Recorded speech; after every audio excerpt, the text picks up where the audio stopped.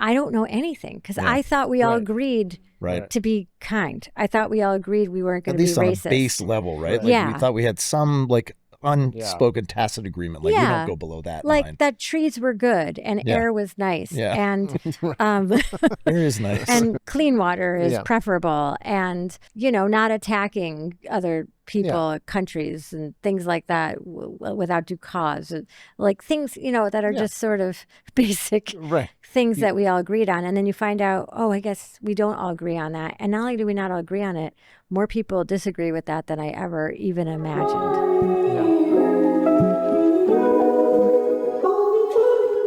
Well, Michaela Watkins is here. Michaela Watkins!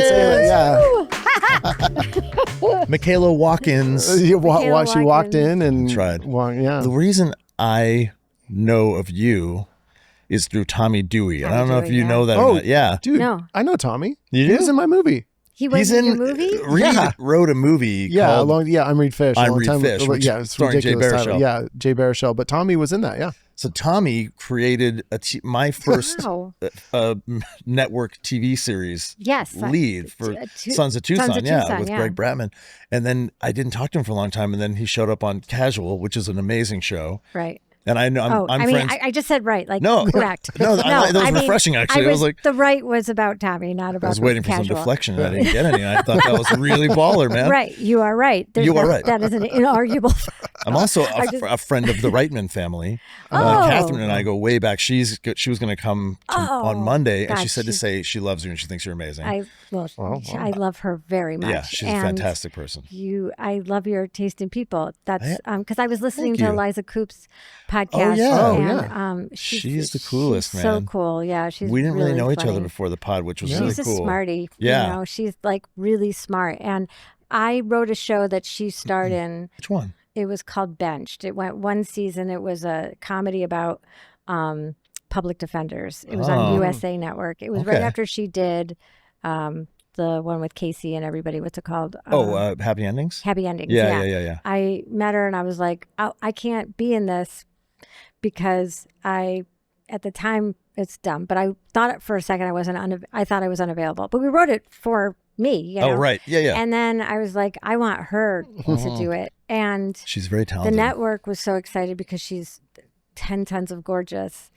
And they never gave us one note about acting or writing. They was always like, well, what's she going to wear? They only cared about her suit. Why are we only talking about her outfit? This is so stupid. Yeah. But I just was like, if I could put somebody in this part, and I thought she was so like getting to know her on that set. I just thought she was such a pro. Yeah. So funny. She made everything. She elevated everything. She was amazing. She kind of does that. Yeah. And we're trying to find a thing right now. We have a writer friend who wrote something for us to do. But beyond that, we're just trying to hang out. But she lives I know. In Joshua Tree, man. Yeah. I'm like, all right. Yeah. Like, Ojai for me is about as like removed as my friends will let me get. They're like, dude, you live in Ojai. She lives in fucking Joshua Tree. Yeah. I know. And I don't love a desert. Well, you stayed at an escape room Airbnb. Your skin is much too supple for the desert. It's too arid for you. For those tuning in now, I did come in rubbing moisturizer into my hands. Yeah. But mostly because it had opened and emptied into my purse, and I just. Oh, you're just making lemonade. Well, two things. One, back to Ojai. Yeah. It always takes 90 minutes to get there from LA. Yeah. Whereas anything in Joshua Tree or Palm Springs could take 90 minutes or 5 to 8 hours. Yes. And you never know. Know. I would never chance that.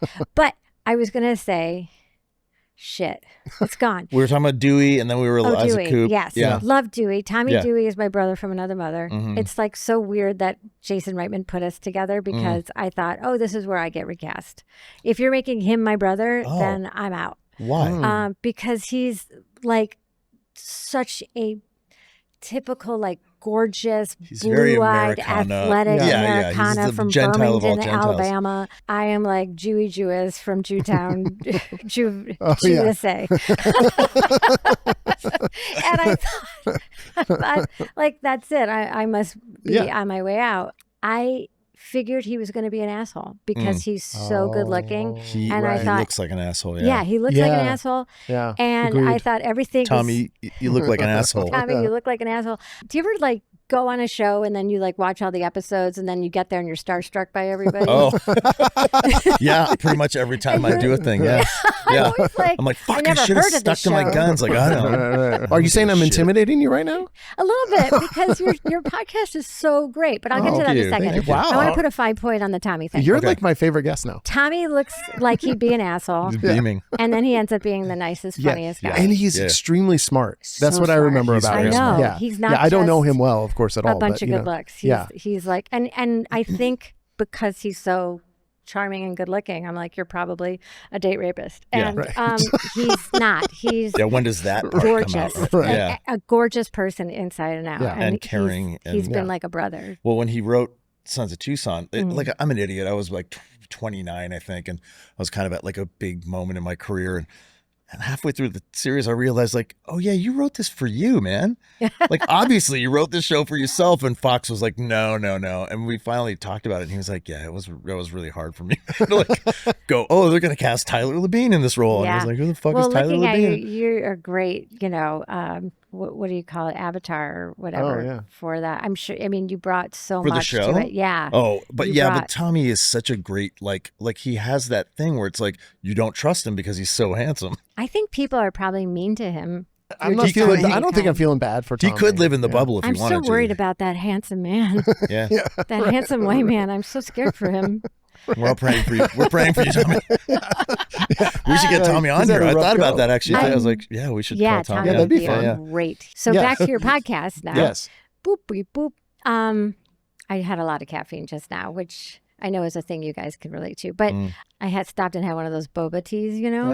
Did you like the boba or you just like the tea? I like all of it. Yeah. But I listened to the latest one with Paul. Paul Walter Hauser, Yeah. And I was listening. I'm like, oh my God, I can't believe I'm going on their podcast. They're talking about like wrestling and bro movies and all these things. And I'm going to come on there and be like, feelings. Yeah, no, we normally talk about feelings. Yeah, Paul was like the exception. And then you guys like talked about toxic masculinity. And I just was like, this is the most. So now I'm such.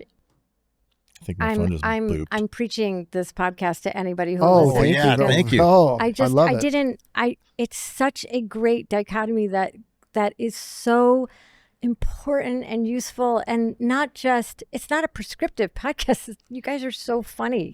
You know, it's not like you listen to it because you got to take your medicine. You listen to it because you guys, I would imagine if I was a dude listening to this, I would feel, first of all, oh, that's how women feel when you have women guests. And also, you guys are so sentient and smart, and they must feel like you're normalizing kindness and thoughtfulness. That's nice. I'm like, whoa. I mean, for men. Wow. For men. Well, no, I mean, that's anyway, the premise, really. Well done. It's like it really grew out of a reaction to the last election, honestly. Like all of us, you're just like, well, what can I do? Everything I just did leading up to the election did nothing. So I can't obsessively follow stuff. Donating money or volunteering or whatever. It felt like it did nothing. Well, maybe we can help be the antidote to this. Maybe we can help, drive the culture a little bit, and also, but coming from a place of like, we're learning, we don't have the ansers. We're just trying to be better. Where we met too, like where we were in our lives when we met was very much like, how do we be better guys? Or just people in general. Thank you for asking that freaking question. It's like every time, especially with Slawwell, you know what I mean? Yeah, and sure. You're like, are we allowed to have male heroes anymore? Is everybody just a creepy, closeted predator? What is happening? It doesn't. Yeah, I don't think so. And I'm hoping not. No, I hope not, because I'm married to a man and I'm obsessed with him. That would be such a surprise. And honestly, that's something that we've thought about a lot too, is because we can't vet every person that comes and sits in that chair, right? And you're like, oh, I thought Slawwell was a great guy. Right. I had no idea, and I would have gladly had him on the show. And then you find out, oh no, actually, a lot of raping going on. And you're like, that's just not, and so you don't know. And then of course, in the course of this, I think we've examined our own lives and been like, well, do I have something that I'm really not proud of, and that is going to come back to haunt me or whatever. And not like, thankfully, I don't think, of course, I don't even know about Tyler. It's like, I don't think I have any sexual assaults I've said everything repertoire. in my everything in my life on the show, basically. Yeah. And so, you know, like we had to gut check, I think, and be like, well, do we want to try to be avatars for this whole thing? And like, someone's going to come up to me, well, remember that time that joke you made? It was a little bit racist or something, you know? Remember, like 2 weeks after we premiered, we both had such like vulnerability whiplash that we were like, I don't know if I can do this. And then we did a whole episode addressing the fact that we felt fucked up by being sort of this, you know, like not covering for and being kind of like all put together. And like, well, and Tyler's really gone deep and really exposed. I mean, I feel like you have. My mom's like, Tyler, I'm really learning a lot about you from watching. She watches like every week. Hey, Mom. That's amazing. Well, so you know the show then. Do you have a confession? Yes. Do I have a confession? Do I have to start? No. Oh, no, we can. We can.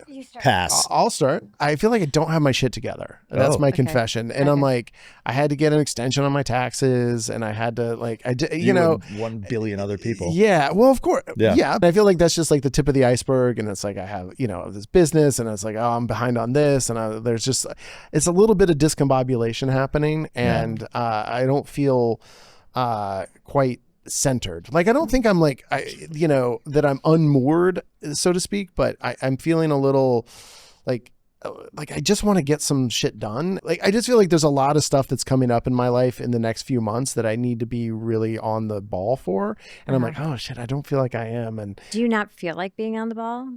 Do I not feel like it? Like I want to be?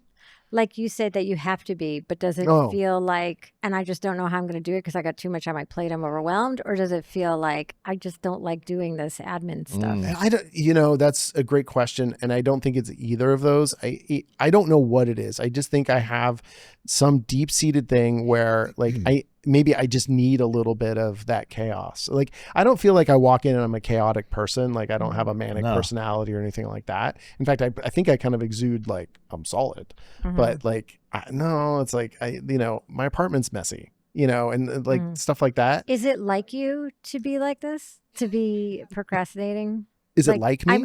Yes. Like this is like a 40-year pattern. No, this is a long-standing pattern. Yeah. The reason I'm asking that is because I'm feeling so similarly, and I wonder if we're tasked with too many things because of the speed with which technology and everything is picking up. Part of it. That everything is coming into the inbox. I'm putting quotes around inbox. I don't know how any sane person could keep up with everything. And it's having this weird reaction for me where somebody I love and haven't spoken to in so long will text me. And I'm like, oh, and then it almost feels like daggers because I'm like, I don't have the energy to call you or write you right now. We've talked about that a lot, that feeling of like, I can't even, I don't have the bandwidth right now to even check in with my mom. Yeah. Like I say hi to her every week here, and then I don't, I talk to her infrequently at best. Yeah. It's hard. There's too many, the queue builds up so fast. Are we just getting older, and because of technology where people aren't falling away? I'm not getting older. Yeah. You're not? No. It's not my birthday. It's not my birthday in a couple weeks. No. You're not 97. Yeah. Really? No. You look it. 97. No. It's the whiteness. No, I think technology has a lot to do with it. We were talking about the other day with text messaging, like the need. You feel like you're on call at all times. On call at all times. When we shouldn't be like that, And also, people are meant to fall away, but now because of technology, people have your cell phone number. I used to I loved having to come home to check messages. You know what I mean? Like I remember that, like coming home being like, I got to check the answering machine. Do I pee or listen or to if the I answering don't, machine? And I just like, I'm so tethered to my phone all the time now, and it makes me sick. And we've talked about like physically, I feel like I'm getting sick. Depressed, but also like maybe physically. Like you can't breathe. Like sometimes I'm wondering if I'm inhaling when I look at my phone. Like have I taken a breath in the last 2 hours? Yeah. I was doing like 17 things on my phone yesterday, like just before I got out of bed.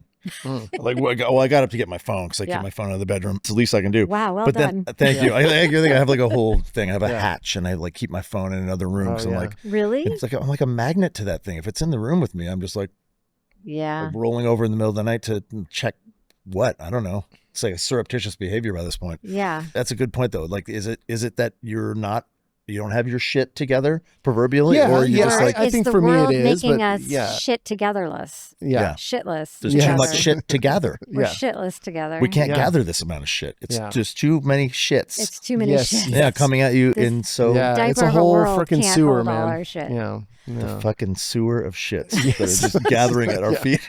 It is. It really and is. turning the channel. Yeah, that's my inbox. Yeah. Anyway, gonna try to get better. Are you a list guy?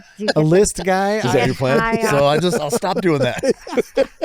That is my plan. My actionable plan is just don't do that anymore. Yeah. Am I a list guy? Sure. And then I'll forget about the list. Yeah. I'll mark a few things off. Oh, that felt good. Like that dopamine. And then And then bye-bye. Yeah. And then, oh yeah, that's right. I have that list. Oh yeah, I should go look at that. To make my list. Yeah. Well, that's a good confession. Yeah. Thank you. And I was really relatable. I mean, like you mentioned like very common things like putting off your taxes, getting an extension for your taxes. Like no one wants to do their fucking taxes, man. Yeah. Well, at least the money's going to a good cause. Yeah. Right. Totally. Yeah. No, we can all feel good about that. Yeah. Right. Yeah. How much? How much? How much those bombs that kill school children cost? A lot. I just love knowing that so many people are going to go without health care, but $70 billion can go to these ass faces. Yeah, ass faces all around. Yeah. Someone posted a thing the other day where they were just like, we don't have to pay our taxes. And I was like, right. Yeah. We don't. I did listen to this podcast. Maybe it was on NPR. It was an interview with the IRS, and they were saying because, like one of the things that billionaires are doing is like getting rid of, like, they're not the people who are going to be audited, because to be audited, you need such a huge task force. Yeah. And so by defunding the IRS, they don't have those forces. So they're going off the lowest hanging fruit, which is the little guy who wrote off a, I'll get audited lipstick for because you need it for your auditions, which by the way, I did get audited when I was making, I think like I went into a $30,000 tax bracket or something. I had some commercials that were running. Let's get her. And they came for me, and the guy goes, well, you wrote off makeup. And I go, yeah. And he goes, but you're a woman. And I go, and I went full like Tootsie in that moment. I was like, you think because I'm a woman that I'm going to wear lipstick? It's not Toots or Tootsie or Honey or Baby or Darling. It's Dorothy. Like I just was like, I'm not wearing lipstick now, am I? And he's like, no. And I'm like, because we're not on set. I'm not going to an audition. And he was like, you scare me. Here, just leave. Audit this. Fuck face. Audit my middle finger. Oh, man. The IRS are puppy dogs compared to the CRA, which is, I'm from Canada. The Canada Revenue Agency are an outsourced bunch of fucking Pinkerton crooks, man. They're thugs. They will come after you for everything you got, and then they'll keep coming. Like I went non-resident in the country, and they still try to come at me for wages and shit for no reason. But that's how Canada can afford the healthcare and stuff. Yeah. Canada's great. I do love Canada, but the CRA is brutal. If Canada would have me, I'd have Canada. We'll have you. Thank you. Yeah. Thank you. Yeah, we'd love to have you. You've had me a few times. Yeah, I'm sure. Not you, but Canada. No, I've not had you. I would remember that.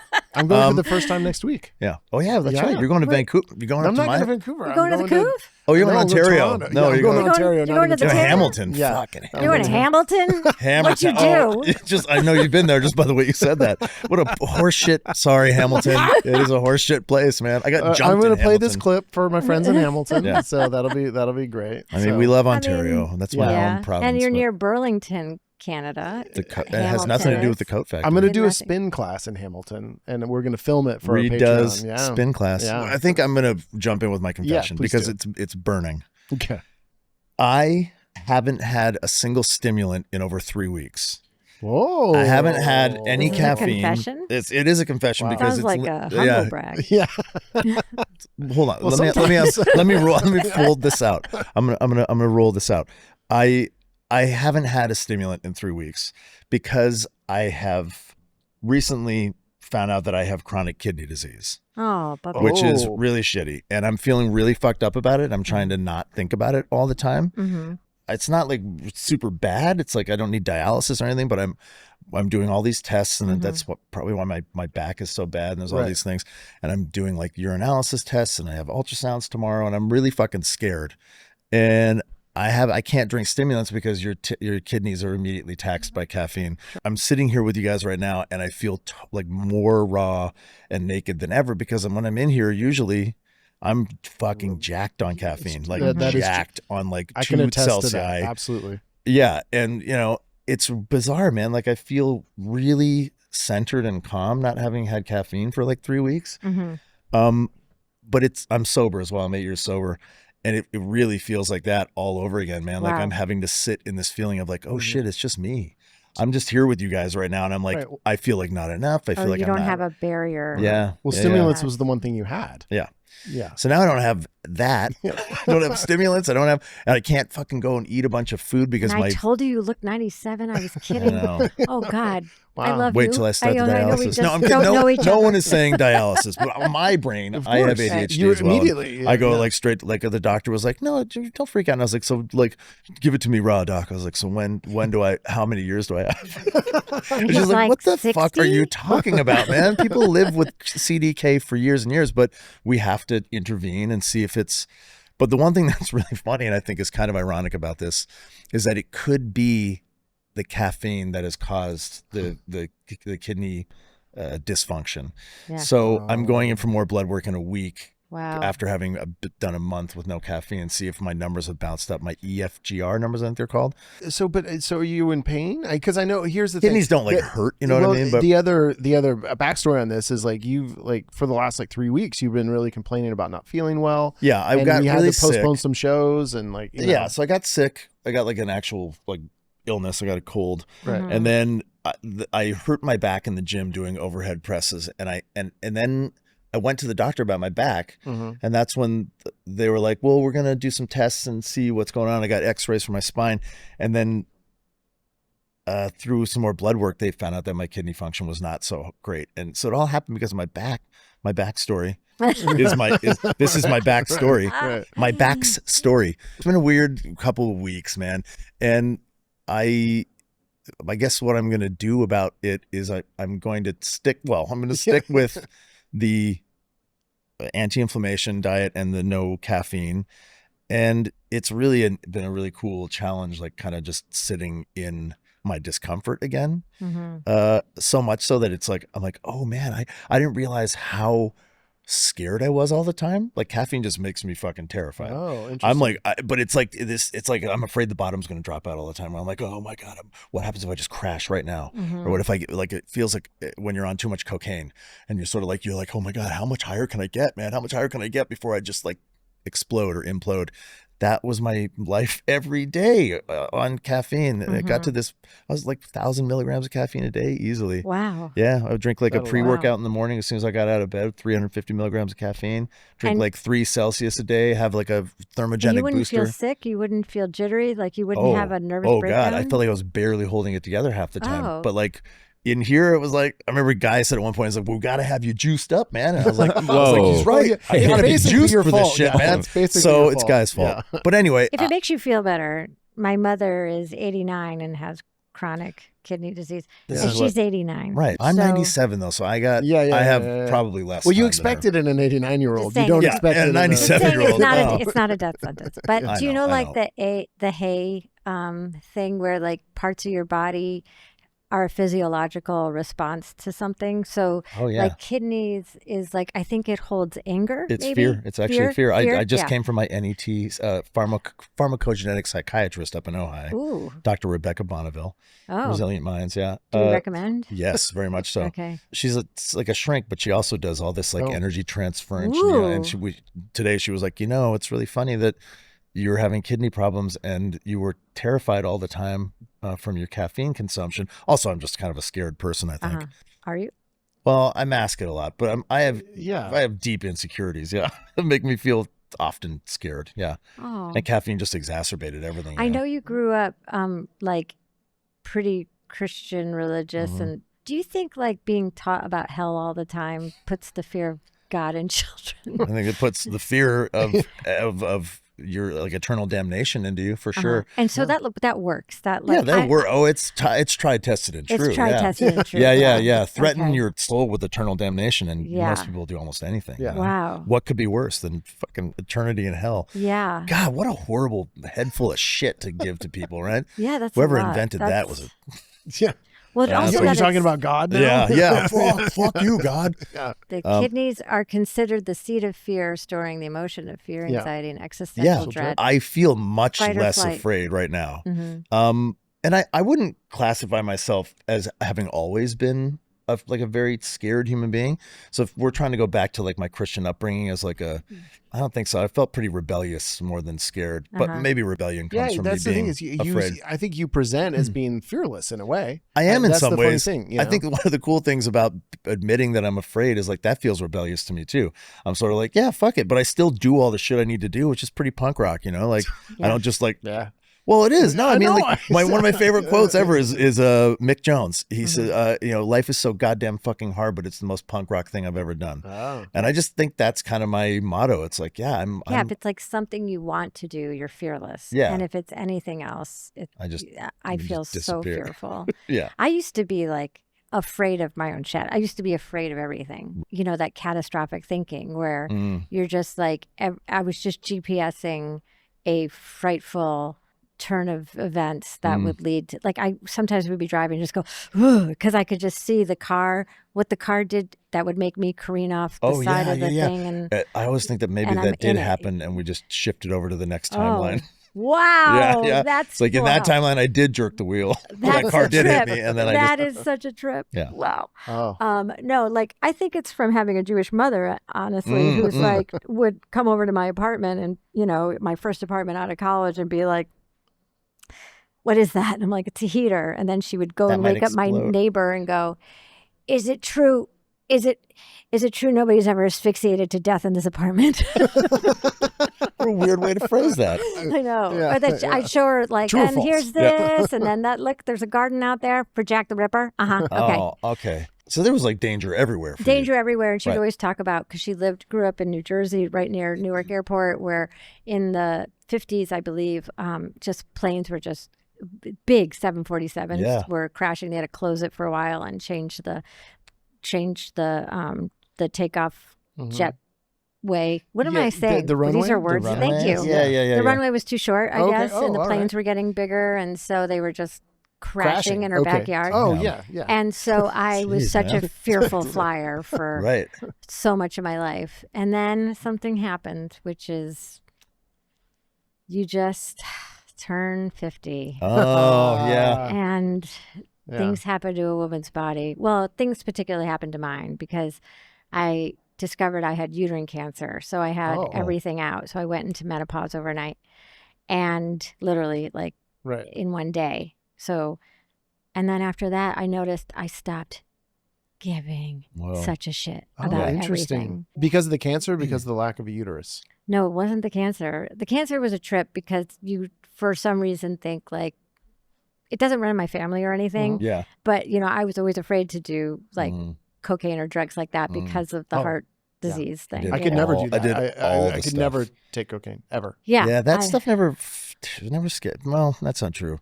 Sometimes taking acid scared me a bit, but I still did it. Yeah. Lots and lots and lots. Yeah, see? We're fearless. Yeah. With drugs. And cliff diving at 100 feet.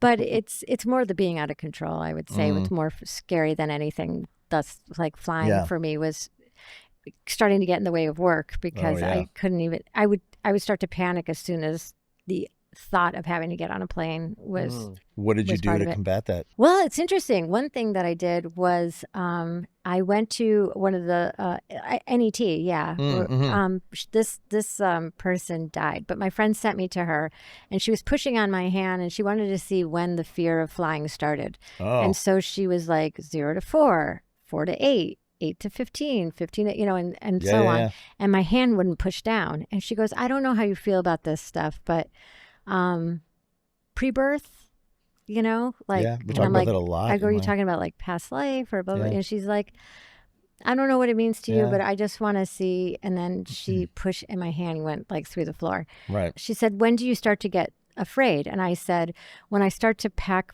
my bag, like, she said, what do you feel? And I said, I feel really scared for the people I'm leaving behind, that I'm never going to see them again. Whoa. And I start to be scared about the unknown of where I'm going.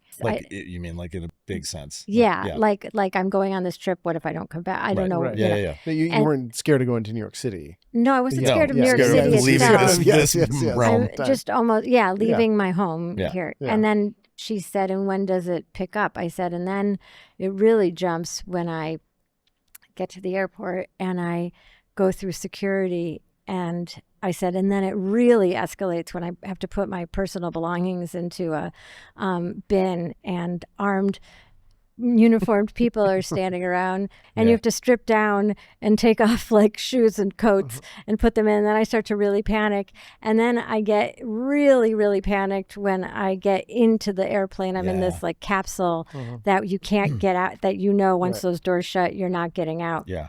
And she's like, does the Holocaust mean anything to you? Really? Yeah. Yeah. And I was like, yeah, that's, huh. Yeah. And she sort of just like naming it didn't get rid of the fear, but it definitely made me very aware that those were the points of which my body would just really have a freak out. Right. Then I went to this healer who said, take the sleeping pills, take the barbiturates, take the Ambien. Pop some Ambien. And I did, and I would black out. I mean, I've never blacked out in my life. Wow. And I would black out to the degree that I have some stories. My husband's like, you cannot fly alone. Because I had to do things in a certain order. I had to have a drink and then take half an Ambien, and then I would just be asleep. Yeah. But if I mixed up that order, I would be in like this weird fugue state where the lights are out but nobody's home. Right. So, right. So you're just saying and doing things on a plane that you don't know. Yeah. You don't remember. Wow. Oh, I'm doing bad. They love that on planes. Yeah. I ended up writing a coworker like a 4-page note about. I can't even. They wrote me. No, you must. They wrote. Do you know Kyle Bornheimer? Yeah. I figured you guys must. We had the same agent for a long time. Yeah. He wrote a note that just said congratulations on the 4th season pickup, and apparently, when I got to my hotel room and I plugged into the Wi-Fi, I heard a bunch of emails get sent, and I was like, "That's weird." I wrote him a 4-page email about how I'm out of cat food. I'm out of litter. I need to buy toilet paper. And then I basically wrote this very weirdly, potentially suggestive thing about like, you and your wife should come visit us in Ojai. And then I think in all caps it said, we promise you a very good time. Whoa. Wink emoji. And then I kept interrupting the email to say like, wow, I think my computer's melting. Just crazy. It was crazy. And when I saw it, I called my manager and I go, you have to fix this. You have to fix this. Yeah, like do a little spin for me here. And she's like, you sound like swingers. And I was like, we're not swingers. No, the judgment of swingers. Yeah. We are not. Yeah, and I was like, this is crazy. I said, run it up. His wife is named Shannon. Run it up the Shannon flagpole. Is what I wrote. Who? I don't even say that in life. I wrote run it up the. I wrote which also sounds a little suggestive, honestly. Yeah. Run it up the Shannon flagpole. Innuendo there. Yeah. See how Shannon feels about it. He was a really good sport. He was like, "That's okay. I was high on Ambien when I read it." He's like, "I totally got it." But no, so you guys kind of met in the place there with the. Yeah. I just felt like I wrote my producer. I've never even done that. Like. Just wrecked on anything. I've never I've ingested so many drugs and alcohol. I've never done that. Oh yeah. Well, so what this healer said is she's like, keep doing it. And I was like, why? And she goes, because you need to train your brain to not be afraid. Right. And it worked. And now I don't take anything. Wow. Yeah. So you took it to get over the hump, basically, to not be afraid. Use the chemicals to basically to carve new neural pathways. Yeah. I did my own EMDR. I love it. I do EMDR as well. With drugs. Wow. I think that's really all of that is because I do NET and EMDR as well. But the in utero or pre like your mother or your father's trauma or what they have carried forward. That shit's totally real, man. 7 generations. Yeah. And like NET, as you know, you don't articulate everything. It's this feeling, and you find a thing, and we do this resonating sort of, exercise together. And like today she was like, we're going to do some body entry work on your kidneys. And I was like, I don't even know what the fuck that means. Like, are you putting things in my body? She was like, well, we're taking things out of your body. And it's like, you forget, it's like this energy transference. It's like they take a file out of your hard drive and then they put in a new file. Yeah. That's like a better file. Yeah. EMDR feels more like that than NET. Yeah. For me. NET feels like I could have been put under and somebody went in and literally like kind of removed the thing from me. Like, I can't find it sometimes. I'm like, why don't I not have this burning anger for my dad anymore? Like, I can't access it, or I can't. You know what I mean? It just all of a sudden, she'll ask me to recall something like emotionally, and I'll be like, I don't, it's like gone. It's cleared. I know I remember it, but I don't have the heat. You don't have to carry it. Yeah, it's really cool. You're going to heal yourself. Yeah. I'm going to heal myself with NET. Yeah. Okay, you have was to that your confession? Yeah, I mean, it was kind of a confession. Pretty bad. There's a million things I could feel sloppy and bad about. I think maybe you can help me find what the confession is in this, because this is what's like roiling around in if it just my head. Put it out there and we'll help you shape it up. And you show me why I'm the bad guy. Okay, we'll mold it. Confession isn't always about I'm bad. No, I know. I guess something vulnerable, but I'm 54. And that's my confession. Your turn. Okay. No, I'm 54, and I just visited my family, and I had this thing where I have this very strange responsibility where I feel like I have to make everybody, I have to solve their problems. Like I have to make them happy. And I said to my husband, I can't believe I'm just realizing that I can't make them happy. Which I know is Alanani, and I know it's codependency, and I know it's all these things that we all talk about freely and easily, and it feels like such ABC. But it was this moment where I was helping a sibling with something, and I got sort of like, nice kitty, and then all of a sudden they bite you, and I just felt like I got bit, and I realized, like, damn, I have so much output, and maybe I don't need to do that. This is resonating with me a lot. Because as soon as your blood sugar drops, you're going to be unhappy again. And I'm going to feel like I failed. Yeah, like you had something to do with that, or you need to like double your output again. Double my output, and everybody's getting all of me except me. Holy shit, man. Sorry, I'm going to let you finish. I'm done. Okay, so I'm going to help you shape that up into a confession. Okay. The output thing for me has been something I didn't know how to put my finger on for years and years. I was like, why do I feel wiped out by everything? Why do I feel like totally spent and exhausted after family engagements, after, any engagement, any socially or whatever? I realized that like my output was always it was over the top. I didn't need to be doing that, but I felt the need to always be, my output had to be like, it was born from codependency, people pleasing, not enoughness, all that stuff. But I was just giving myself away to everybody. Yeah. Just giving my essence away to everybody at all times. What do you think is underneath that? Like, it's a combination. I'm not valuable unless it's a combination of like you. That is my value, is like making other people feel. It feels dutiful too, right? Yeah, and that's what I mean. And then I think it also was this obligatory thing where I was like, but I do feel like I can help this person feel better in this situation, or because it probably came from you initially helping yourself, and you were like, wow, I have the ability to help myself. Yeah, maybe you're right. Like it was like more of a self-serving thing that became more of a service to others, and then that became an obligation to me where I was like, oh, if I stop doing that, it's a double whammy. I don't get the thing, they don't get the thing. So I think, but where I came to eventually was that like, why am I giving myself away? Like, even if I didn't understand the reason of it, what happens if I stop just giving everything away to everybody I meet?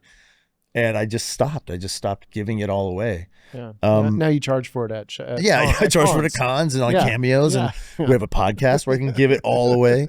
But no, it's just one of those things. It's so true. Yeah, just give everybody everything and then get nothing back. I just funneled it all into this. I don't know how to turn it. It's the feeling of a thing emotionally. That never lined up for me rationally or intellectually, and I don't really know how. I didn't know how to reconcile them except for to physically make myself stop if I had the impulse to do the thing, fly my whole family to a cabin up in a beautiful mountain resort and then nobody gave a shit. Nobody that kind of gave a shit or said thank you. Or just felt like it was, or just constantly trying to be the one who's keeping these family events Dude, on track and same. And I just always felt totally exhausted by it. And I finally was like, I don't have to do that. And when I start feeling like I'm gonna do it, maybe just in the vacuum of not doing it, does anybody pick up the slack and do it? It's hard to say because I know a lot of my family watches this show. No, it's not. It's not so much that. It's that there were moments. There were a lot of patterns that became obvious to me when I started looking at it from that lens. Being like, oh, if I don't, the fear of these things not happening if I don't do them. No one else is afraid of that. Right. I'm afraid of it. Right. They're not afraid that I'm not going to take them up to they didn't ask for that. I did that because I felt the need to keep everybody. Yeah, but do you both of you have this feeling of wanting to be the hero or wanting to feel needed? I mean, is that part of it? There's got to be some of it. It must be underneath that it might be validating to me to feel like a hero or that I fixed something or I think that this was always my setting as a kid. I was the youngest in my family, and I think that I was always trying to entertain everybody, to keep them laughing, keep everybody feeling happy. I think I always took it on that if the mood soured and things went, I had to change I had to change the environment. That's I'm the middle kid, but I was the moderator for everything. I was the buffer. But you were you also the ham in the family too? Yeah, I'm assuming. I was the wacky one, but it did become an obligation. If we're in a room or party situation, and it gets the energy dips for a minute. It's like a fucking alarm goes off in me. I'm like, get in there and do the thing. And people do like it, you can become this jester. You become everyone like a court jester, but you're also kind of a fucking joke, you're not. So I wanted to save some of my essence for myself and for my children and my family. Yeah. There's great power, I guess, in just being like, what if I don't do that? It's really hard to do, but it feels good when you do it. When I was getting my husband, I call him a civilian because he's not an actor in our business. And that must be amazing. And he, early in our relationship, I was at Sundance for something and I was with a good friend of mine and he happened to be going because he had a business that had something to do with it. And so he was there with his business partners and he said, we're going to go to the screening. Do you guys want to come? And we're like, sure, pick us up on your way. We get in the car, my friend and I, and we'd had a couple drinks, so we were feeling giddy and giggly, but we get in the car and it was radio silence. I mean, the whole time I was like, oh my God, you could cut the tension with a knife. And I was like, what bomb went off right before we got in the car? This is bad. And so we rode down. I was kind of quiet and just really uncomfortable. And we get to the place and I get out and I said to Fred, what happened? And he goes, when? Yeah. And I go, in the car. What happened? And he goes, who? Yeah. And I go, in the car with the guys. Did somebody say they're dying? What happened? And he goes, oh, no. We don't feel like we have to fill emptiness with words and all the time and sound and laughter like you do. And I'm like, oh, you're just allowed to sit in silence and it's okay and nobody's in trouble? That's wrong. That's incorrect. That's just incorrect. It's funny you mentioned that because my partner Martha and I, when we first started dating, I took her up to upstate New York a lot. I was working on my show in New York, and I just where in upstate? Often to Phoenicia, or we would go to Woodstock. In the Catskills, also love Hudson. But when we would take these road trips, cars for me are terrifying. It's like going on dinner dates is terrifying for me when it's just you and another person. And it was like, even if I love you to pieces, I feel this thing where I'm like, I have to, got to keep it all rolling, and it's like exhausting. But so when we would get in the car, this is early on in my sobriety, and also with like doing a lot of different forms of therapy, and it had been suggested to me that you don't have to talk all the time. And so I would like announce, so we get in the car, I'd be like, hey, so I think on this road trip, I'm actually going to probably not talk very much. She'd be like, okay, normal person. Okay. Right. I was like, okay. And then I would just fucking talk the whole time anyway. And we get there and she was like, so how'd that not talking work out for you, man? Like, it was hard for me. That was hard. It was hard to just even say I'm not going to talk a lot. Is that why you don't like to carpool here? Maybe a little. Yeah. Yeah. Because you know what it is? I enjoy an hour and a half of me not talking. Like, I know I'm like, oh, I can make phone calls in the car. I could drive with you and talk to you. Man, it's nice to just shut the fuck up and just be in a car by myself with no pressure. Yeah, just listen to music or podcast or something. Yeah. I mean, that must be what it's like not being on caffeine too. It's like, what happens if I just sit here and see what happens? My analogy when I got sober was like, I think maybe I've said this on here before, but when you get in a sauna and you get to that place where you're like, I can't handle this. I have to get the fuck out of the sauna. Like, you're like, what's going to happen? And then this crazy sweat breaks and you're like, oh. And your body like detoxifies and you're like, oh, it's not that hot in here at all. That's what sitting in your discomfort felt like for me as a sober guy, like going to like a social event or to a bar or whatever. You just like get to that squirmy point where it's like, I can't fucking be in here, man. And then the sweat breaks, sometimes literally. And I would just be like, oh, yeah, okay, I can handle this. It's not going to kill me. Oh, wow. So that's where I'm at. Wow. Yeah, again, with caffeine. Well, there's something to say about being free of all substances. So hats off to that. Yeah. Thanks, man. Yeah. Oh my God, yes. Just to be able to wake up and like, and I will say, like, I don't really notice a difference between caffeine Tyler and non-caffeine Tyler. See, that's funny to me because I feel like it's night and day. I don't feel like I'm like a total dud or anything, but I feel like I'm like, oh man. That you're sluggish? I don't really. No, you're not. I mean, I don't know how you feel inside your body, but I'm. My kidneys hurt. No, they don't. Yeah. No, my kidneys don't hurt. That's all in my head. Your back hurts. My back hurts, yeah. We really hope you're enjoying the show today. And if you are, can you please consider joining us on Patreon? It's patreon.com/IOYSMpod. We're giving behind the scenes stuff, but more importantly, we are forming community, talking about the things that we are talking about on this show that I know resonate with everyone out there and that really resonate with Tyler and I. Patreon is where we can be even more our authentic selves and connect with our community. It is so fantastic. Patreon.com/IOYSMpod.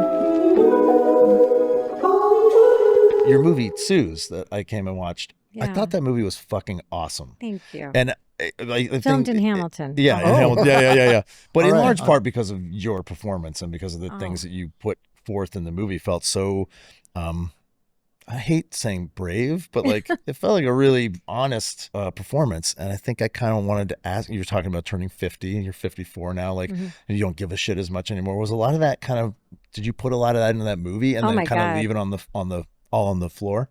That movie is very special to me. Yeah. And I think you heard me say why in the talkback. But you can say it again here. Okay. Is that all right? Yeah, we can talk about it. It's a great movie. If you can find it, I have not seen it. So you can watch it on Tubi. Oh, fantastic. I will. But it's a movie about a woman who's going through she's in perimenopause, menopause, which is sort of the backdrop. But she's a single mom whose daughter is kind of leaving the nest and who's dating this guy that she thinks is a total loser, and she ends up having to basically take care of him, and then realizes that she had it wrong, that her daughter wasn't too good for him. It was the other way around. Yeah. And it's a very, I think, a beautiful movie, and I love the directors, but they kept wanting to shoot, and I kept having to push for my schedule, and as you know, Canada gets very cold, and I couldn't push it anymore, and I just found out that I had cancer. So I said to my doctor, how do I if I have a hysterectomy on Monday, then I can, like, what does it take, like 2-3 weeks to heal? It doesn't.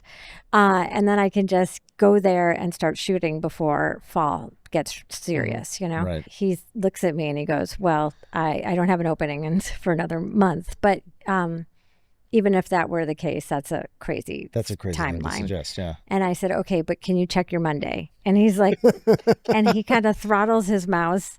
I'm not this person. I sound like a real I don't care. Check your Monday.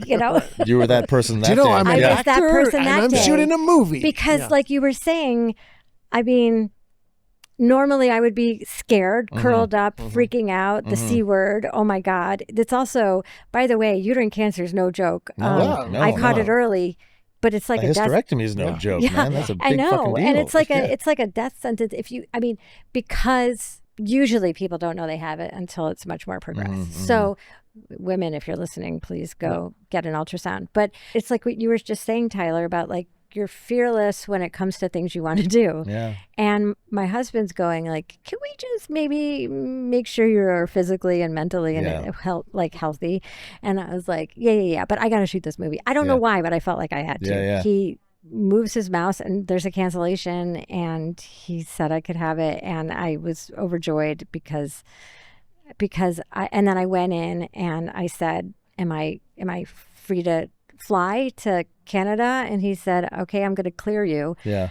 And I said, thank you. And this is like how many weeks after? This is like 2.5 weeks later. Jesus. And he goes, I'm going to clear you. And I said, okay. He goes, I'm not doing this. I said, thank you. He goes, I'm not doing this as a favor. I'm doing it because I think you're healing well. Okay. And I said, okay. And I said, I can't wait to just get on that plane, have a drink, and just sleep and wake up in Canada. And he goes, you're not going to do that. You're going to get on the plane. You're not going to drink anything except water, and you're going to walk up and down the aisle so you don't have a blood clot and die. Right. And I said, okay, or that.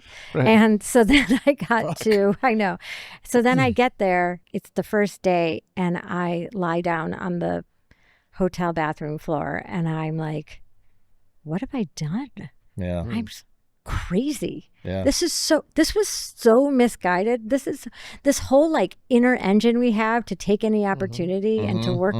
Right. And health be damned. Like all of that. I was like, what was I thinking? That's so stupid. I'm not prepared for this. And I had a real, thank God for good friends, because I called my best friend and told her, and she was just like, yep, that's a fast turnaround. But every day after work, I came back to the hotel and I walked for 1 hour on a treadmill and just learned lines and just did it no matter how late we worked, no matter what. I walked for 1 hour. And the movie was sort of shot in progression. And when I watched the beginning of the movie versus the end of the movie, where I was so in love with the directors, so in love with the crew, and the guy Charlie Gillespie and Sarah, loved them so much, and I felt like it was such a family, and I felt so healthy, and I felt so strong by the end of it. And my character is like feeling so healthy and so strong at the end of it after going through a kind of hell. And I was like, this is so weird how this movie is like mirrored. Misguided? I'm listening to you and I'm like, it makes perfect sense to me that you did all that. Yeah, like who was guiding? Like if I was misguided, why was there such a voice in me going, do it. Yeah, and also why did it all like kind of sync up and line up that way that it like aided your performance? Actually, yes. I mean, not that you couldn't have done it. No, you're absolutely right. But the progression of your body healing and your character healing is palpable in the movie. It's like you feel this journey that you go on, and it was like very moving and emotional. And but I also feel like I can understand that if you got diagnosed with cancer, they said here's your immediate future, and you're like, that fucking sucks. Yeah. Then someone's like, hey, here's a movie you can go do in Hamilton. And you're like, if I can put my energy into that, and this can all happen, but I can really focus on this other thing. Yeah. That's something I would do for sure. I know, because I love acting. It's like such a source medicinal. Of joy for me. Yeah. And what was interesting about that is like the cancer was so scary that your previous big fear, that was your safe space. You're like, I can't wait to be on the plane. Yeah, get on a plane and take an Ambien. You were so frightened of flying, and then now you're like, oh God, at least I'm on the plane. Yeah. So true. Yeah. It's so true. But that feels lovely to me. And also, but this other thing sort of happened, which is with menopause. Which is, and I think this is important to say with your listeners, because I think it's a lot of great dudes like you, which is, I was aware that it's almost like we come into this world with this primal need to, whether you're straight or gay, I don't know, because I'm a straight woman. So I'm just going to say from my sort of point of view, this is a theory that I'm working on. Okay. It's not proven. I don't have any idea if anybody else thinks this, but this is a theory I'm Excellent disclaimer. Thank you. Great. Yeah. I think the people pleasing and all that stuff is some sort of primal, like, pick me or mate with me, like, let me be the chosen for the whatever, you know, so that you don't murder me, so you don't kill me, so you don't eat me. It's programming. It's like some genetic it's programming. Yeah. Like, I want you to pick me so that I can be safe, right? Well, yeah, and then that allows you to potentially procreate, which is know, that primal urge as well, and which is interesting because I didn't always want to have kids, but then I did when I met my husband, so it's a whole thing. But I feel like after I had a hysterectomy, that thing of pick me went away. And I was very honest, and I could feel very relaxed around saying what I feel and what I think for the first time. And I went and did a show in England for about 6 months, and we had this director, and I was sort of elected to be the one to tell him things were not going as morale was sort of in the toilet, and normally I would have the song and dance that would have happened for me to have to do that. I was never somebody to throw anybody else under a bus, but I think that I would have found a way to make it not come from me. Right. Yeah. Right. This isn't coming from, you know what I mean? Some people feel, whatever. Right. And I had no problem going head to head with a male director and saying it. And I was like, oh my God, this is why toxic men hate us, like hate women over 50, hate, crone, witch, all these things that like, she's crazy. This whole thing that Tina Fey did and Amy Schumer was like, and Julia Louis-Dreyfus was like unfuckable, your unfuckable age. And it's like, this is it. Because I don't care I care because I'm, as a human being, I don't want to hurt your feelings, but I don't care because if you don't pick me, I don't care. Right. And that, the absence of that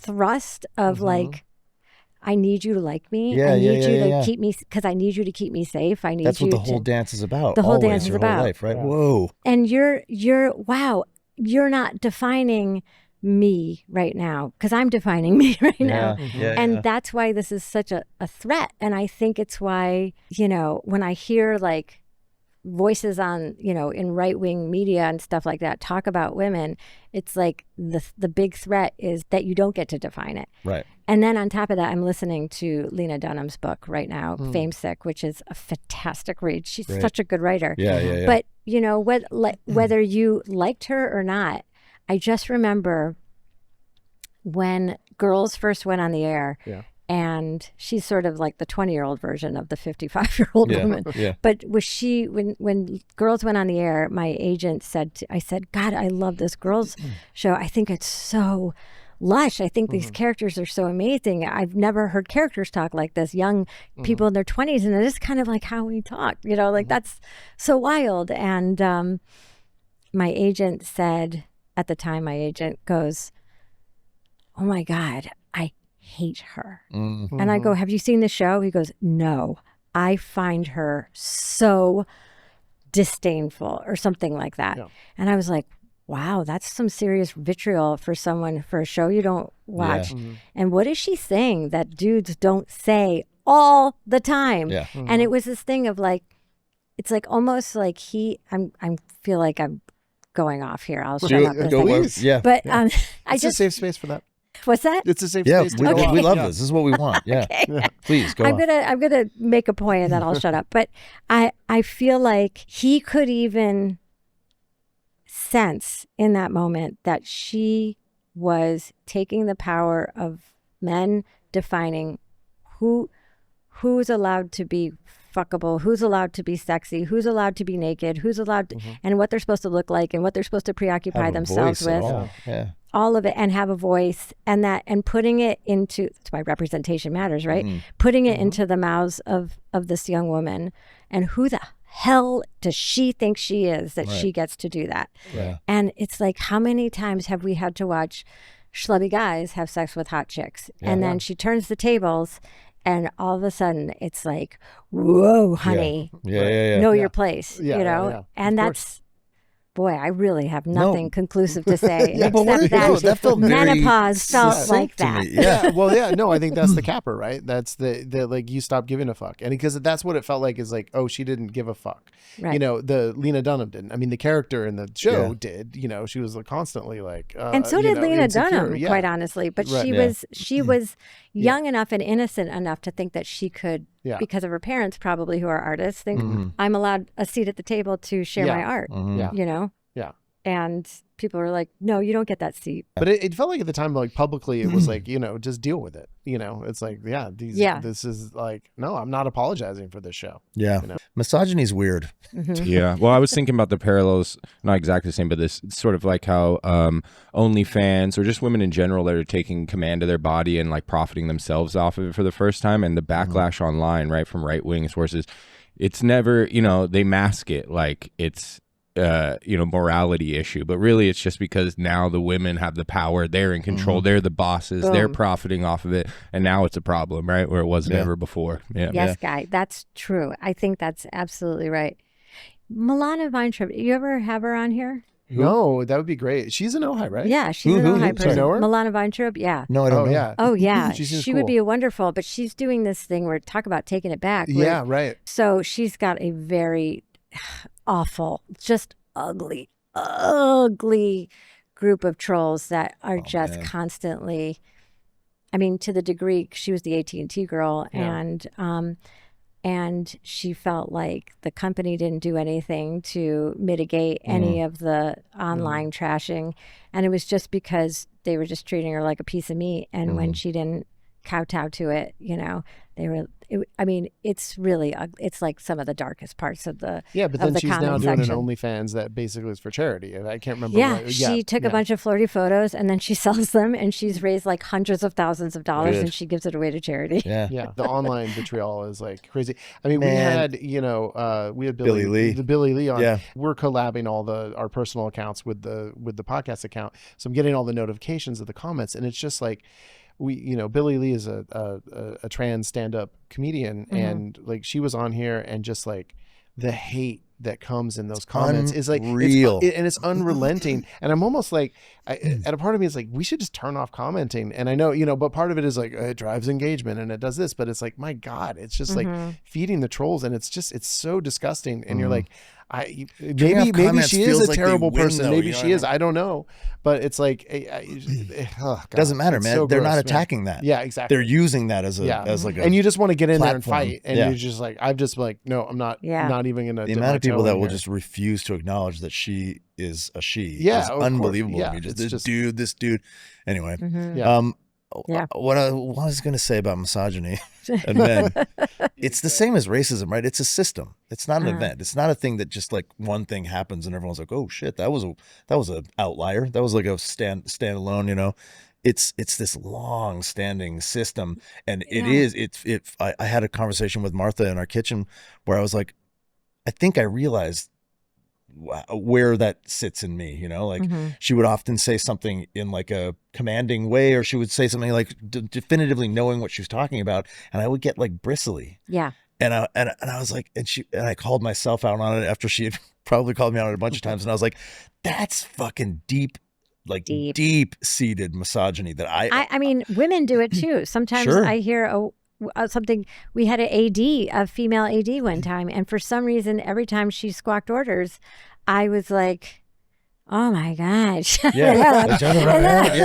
how shrill. I'm the problem. It was hitting my ear in a way where it sounded like nagging instead of when a guy does it where it sounds like commanding. And I just was like, oh my God, we're so doomed. What a tricky system, man. What a tricky fucking, like, very well plotted and planted the system, you know, like and it's like any system, it's almost impossible to break, but it's awful. It's an awful way for us to coexist. Because you're guys. Okay. Why is it? Because my husband is like, he is. Did you meet Fred? I met him very briefly. We were buying popcorn. Oh, okay. He's just the most calm, chill, grounded person ever. Like we've been together 16 years and I'm still waiting for the other shoe to drop. Right. Nobody's this chill.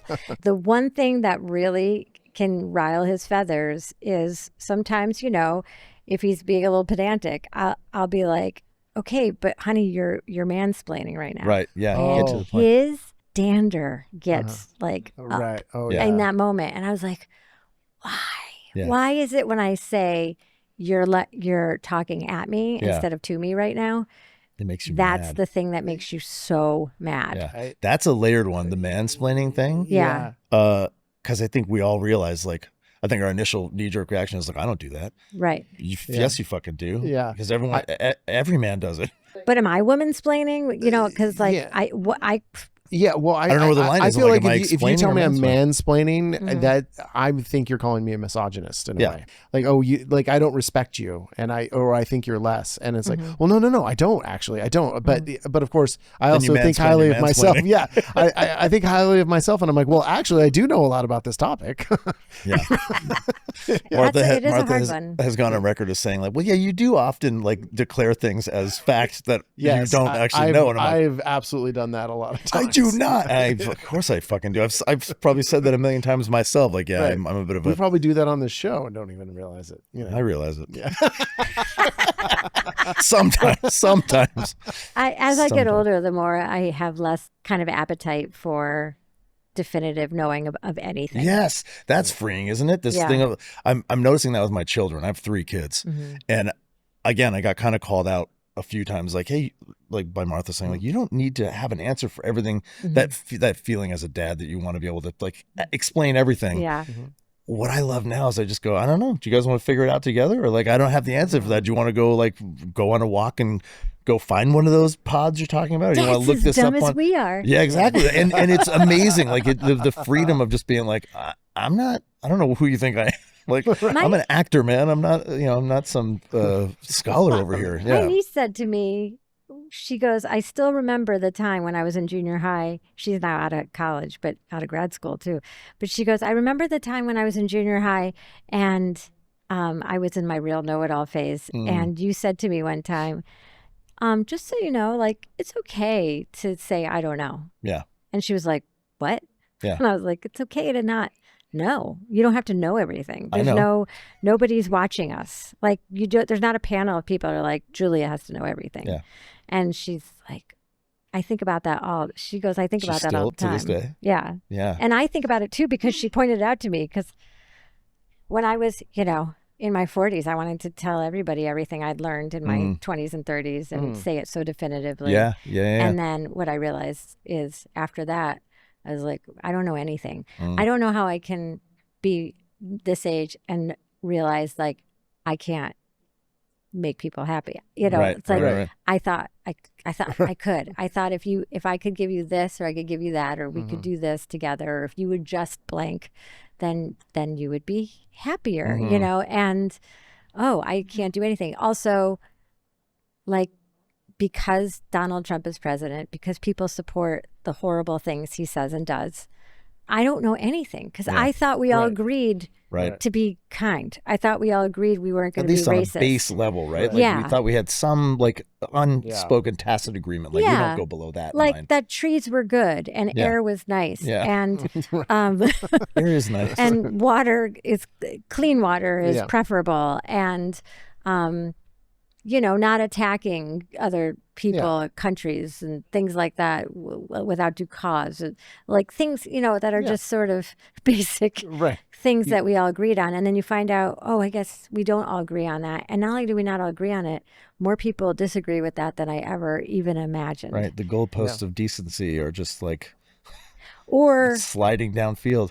Was I just in a bubble?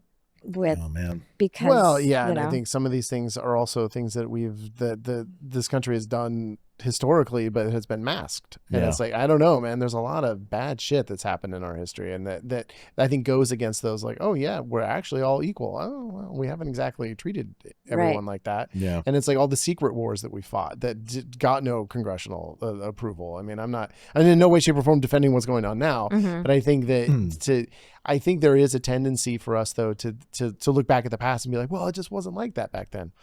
Yeah, I don't know. The more you like look back, you realize it was. Yeah, it's harder to hide now, and I think the incompetence and the corruption is just trending, right? It's like it's a symptom of everything we have done in the past, right? It's almost a natural position we're at with Trump, right? It's like it's kind of obvious how we got here. Yeah, and maybe we've been in a bubble because we're like middle class or upper middle class, white people. And, have you guys heard the term extinction burst? Yeah. Yeah, that's what's happening. Right? Extinction burst. Okay. So this type of person, I don't know how to classify them. For sake of convenience, I'll call them MAGA. This is the end of that journey. This is the end of the line for that. So they're the loudest they've ever been. But what they're if the loudest it's and the the end most of the line for everybody. For everybody. For the not MAGA too. Yeah. We're loud too, We're all dying. This planet is not long for this world. Enjoy the podcast and sponsor. Yes, exactly. We'll be here for a limited time. Is it you're wearing a red hat today? Do you ever get a look when you're out? Oh shit! I didn't even think of that. Yeah. No, it's clearly not a Make America from the back. Great maybe hat. I don't know. Yeah, no, I have a reaction. Did you? No, not to you. And not to this. Yeah. But sometimes I go, oh, okay, that's like take a double take of the hat. No, I haven't thought of that. Now I'm never going to wear this fucking hat again. No, it's gorgeous. You're gorgeous. We'll only wear that hat. What's something that quietly made your life 10 times easier, but you didn't realize till much later? Quietly made my life 10 times easier? Yeah, well, there's examples here. I think it's along the lines of good habits, sort of like what we were talking earlier. Putting things back where they belong the minute I'm done using them. Putting it down instead of putting it away, right? Yeah, that's true. I do that now. Things like going to sleep when your body says you're tired. Yeah. I do this thing when somebody asks me something and I want to answer before my brain has caught up. And it's so simple and it's so quiet. But if I just take a deep breath, I can find my words. And I don't think I've taken a deep breath this whole time we've been hanging out together. Yeah. But like, if you even just try it, like I can ask you a question, but don't take it. You didn't ask me a question. I didn't ask you a question yet, but really take a deep breath because it feels good. Well, here, I'll take a deep breath and think of a question. What is something when you get to the end of your life you want to have done? I want to have had grandchildren. Oh. Yeah. I would like to have grandchildren. Oh, that's so pure. I want a big family. That's so pure. Now, I feel like if you didn't take a deep breath, I don't know if your answer would have been so clean. No, I think I would have said like, I want to have 4 houses. I want to have bought and sold 3 yachts. Yeah. No, I'm not materialistic like that, but taking a breath is very akin to what my answer was going to be, is that in sobriety, I've learned that through the program that I'm a part of, they say for every year of sobriety, you earn 1 second of pause. And I have 8 years of sobriety. So I allow myself very literally sometimes, if I get put on the spot or in a tricky situation, I go, well, I got 8 seconds. I can take 8 seconds right now. And 8 seconds it's long. You can take a lot of deep breaths in 8 seconds. If you take 8 actual seconds, like 1,000, 2, 1,000, and I do it often before I react, before I say anything. I mean, I'm not perfect. I have reactivity issues, but when I do allow myself the 8 seconds of pause, that has made my life more than 10 times easier. That is so great. 100 times easier. So I just had a thing with a good friend of mine who's 26 years sober. And I know. And she is miraculous to me because she's been through all of it. But I called her because I have a dear one who is going through stuff and was really uncool. And I wanted to say to my friend, here's what I want to say, or here's what I want to do. what do you think I should say or do? And she said, I don't know what to tell you to do or say, but I only know the one language that I speak, which is in AA. When you're triggered like this, when you are really in a hot state that you're in right now, is to pause. Yeah. Pause is the only language I know. Yeah. And so I'm just going to, no good decision comes from this place that you're in. And so just pause. And my God, she was so right, because I thought, well, I'll pause for like an hour. I had to wait 3 days until my temper cooled. And then the quiet voice came in and told me what to do, you know? And I was like, thank it's God. amazing. It's so simple. And like, pause. Well, and like a lot of old timers, like who have a lot of time under their belt, they'll just be like, I'll get back to you tomorrow. Or give me a week to think. Like they have no qualms with saying like, I don't have anything for you right now. Right. You know, energetically speaking, or knowledge wise, like I just don't have it for you. Right. I'll call you back in 2 days or whatever. And I always, in the beginning of the program, I was like, fuck you, man. Call my sponsor and he's like, I got nothing. I'll call you back tomorrow. I was like, what? Having a moment here, man. I need some advice. But it was never like he would leave me hanging. But if it was a question that he needed time to think about, I'm going to take some time and get back to you. And I thought that was so shitty in the beginning. And then I was like, no, that's kind of you to not just feed me some bullshit and then leave me to like interpret your bullshit and then backtrack and rewind. So I think it's a really cool thing. Pause. Yeah. And I think it feels like it felt like a reward to me. So I think I like that. I was like, oh, I've earned this pause, man. If you're dysregulated and somebody is like, I'm going to take a moment, that can be so to a person, like you were saying. I'm really going through that with my partner right now. Which, But she's better at taking I will be dysregulated about something and she's very much regulated. And I'm like, what the fuck is happening? Well, the dysregulated person is the one who actually needs to take the pause, probably. Right. Well, I'm an external processor too. Right, of course. Of course. Well, I have my Reddit thing. So mine's much more practical. Or no, that's very practical actually.